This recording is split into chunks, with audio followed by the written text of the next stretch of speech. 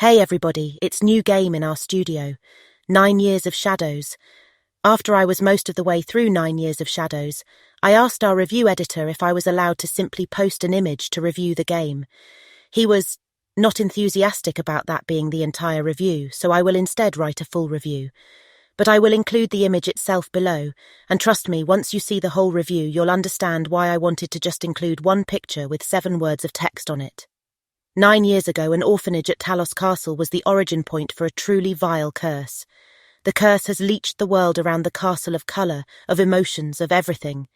The world has steadily eroded away, and what is left is a dark, hopeless world where many seek to explore the castle and end the curse, but none have succeeded. Europa, a young woman with a halberd, enters the castle with little hope of curing anything. She simply would rather die in the castle than not trying to do anything.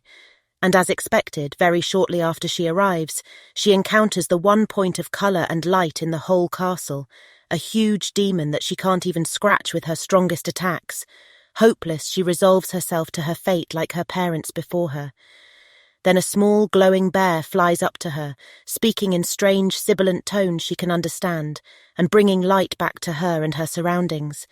Apino seems to want to help Europa, to give her the means to stand against the darkness. Thus begins Europa's journey through the castle, but it really does have quite a bit more within it. While the broad strokes of the story will probably be obvious to anyone who has, played a video game before, and/or pays the barest attention to the names of the abilities Apino collects, much of the story relies upon its execution. Europa is a kind-hearted person at her core, roughened and pushed into an identity she doesn't like in order to survive a world that has no place for her. As a result, the story walks a difficult tightrope, at once having more plot than the obvious antecedent of the Metroidvania genre, while still giving Europa a sense of isolation and sorrow. Yet even as that happens, she steadily rebuilds herself, forging connections with Apino and the musicians roaming the castle. Her old mentor Drathus is roaming around as well, along with 2 painters who seem to know more than they're letting on, and, well, I don't want to spoil it. While it's not the deepest or most original story, it gives a good context for why Europa is exploring, what she hopes to find, and what the stakes are for her quest. She's a fun protagonist, and I especially like the musings she shares as she rides the various elevators between sections of the castle, although there are a bit too few of them for how often you'll be riding. So the plot is good, not great, but good. But Metroidvania games are more about the mechanics than anything, and here 9 Years of Shadows gets up and does a dance with the best of them. Out of all the many games in this genre I've played in the past few years, this is up there with the all-time greats. At the start of the game, Europa has a series of quick slashes with her halberd, a more powerful single strike she can combo into, an upward attack, and not much else. Like any game in the genre, she obviously gets more tools over the course of the game, but aside from Apino's ability to freely aim and hit targets around the room, which we'll come back to in a moment, and her early ability to charge up a spinning slash, that's about it for her combat moves. The core is built around having solid, responsive and clean basic moves and then putting them together, but that's not to say that Europa's arsenal doesn't develop. As she explores the castle, she collects a quartet of elemental armors: lightning, fire, earth and water.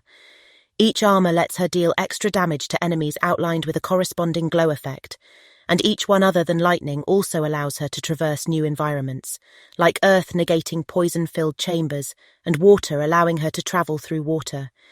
There are even quick transformations available to her in each form, like turning into a mermaid underwater or riding on thermal updrafts in her flame outfit. Of course, the game also swaps you to the relevant armor when you encounter its native environment, which leads naturally to puzzles. If you need to hit a yellow switch in a poison-filled room, you need to find a way to drain the poison so that you can swap to lightning and trigger it.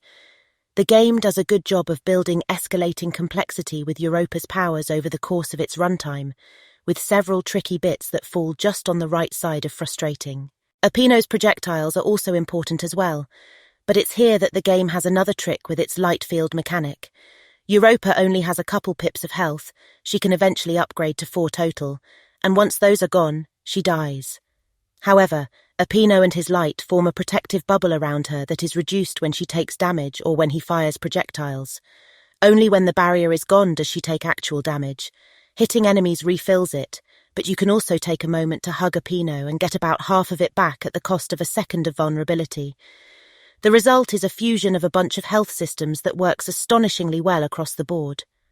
Most of the game's larger bosses have segments where you need to pepper them with a Pinot to let Europa really pound on the boss, and that means that taking a bunch of damage will also force you to miss unloading on the boss.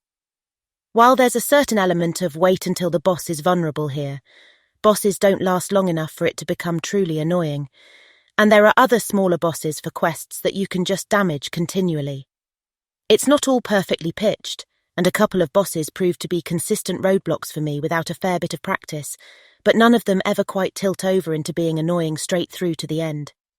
Mix in upgrades to your stats like health, light bar and attack, quests to complete, secrets to hunt down and so forth, and what you have is a consistently entertaining Metroidvania title that does what so rarely happens in this genre by no longer feeling like it's trying to be other games.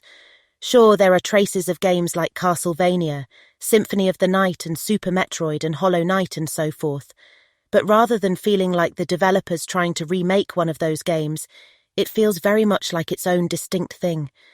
I honestly had a blast with it right up through the last boss fight, and at around 11 hours to clear everything, it wasn't a short ride despite the relatively small list of upgrades. Graphically, the game just looks flat-out gorgeous. Looking back across development, the developers clearly experimented with a lot of styles, but they seem to have settled on a look reminiscent of SNES games with far more colours than that actual hardware could produce. Character portraits are far more detailed than the sprite artwork, but they still recognisably match despite this. It's also musically amazing, which should not be surprising. The music includes work from Norihiko Hibino, best known for working on several Metal Gear games as well as the original Bayonetta, and Michiru Yamane, best known for her work on Castlevania, Symphony of the Night as well as Bloodstained, Ritual of the Night. Both composers actually show up as NPCs in the game in subtle cameos that work quite well, and in general there's a bit of a musical theme running through the whole game. It's not a major element, but the fact that Europa's save points are pianos for her to play familiar songs on is a nice touch. At best, all I can complain about is that sometimes the music is a little loud and drowns out the otherwise solid sound design. There's no voice acting aside from Europa's cry of triumph and similar incidentals, but that hardly subtracts from the game in any way. The biggest criticism I have is actually that the game is a bit buggy. At least one part of the map shows that there's supposed to be a door where I cannot find one for the life of me. My first time into one zone, the zone transitions didn't load correctly, and the graphics slightly glitched. Frequently, the game would crash when choosing continue after a death, and once even when trying to just exit to menu. At one point, late-game Europa's light bar vanished. A quest once failed to conclude properly because an NPC was standing too close to another and auto-triggered a different dialogue window. None of these are game-breaking, although that map error is probably the reason I missed one item shy of 100% completion. They are mildly annoying, however. Then again, when you're enjoying the package this much, they're likely to feel like only minor inconveniences. If it weren't already clear from the review up to this point, I adored this game. 9 Years of Shadows is a rare delight in a subgenre that has become a bit overstuffed of late. A careful and fun romp that speaks to the best of its genre, by at once feeling almost effortlessly engrossing and yet impossible to put down. Every time I stopped playing, I couldn't wait to get back into the castle, and even though I saw where the major plot twists were very early on, I was still happy as they unfolded. Players who are familiar with Metroidvania games will find a game that has many familiar pieces, but it arranges them and uses the tropes in novel ways.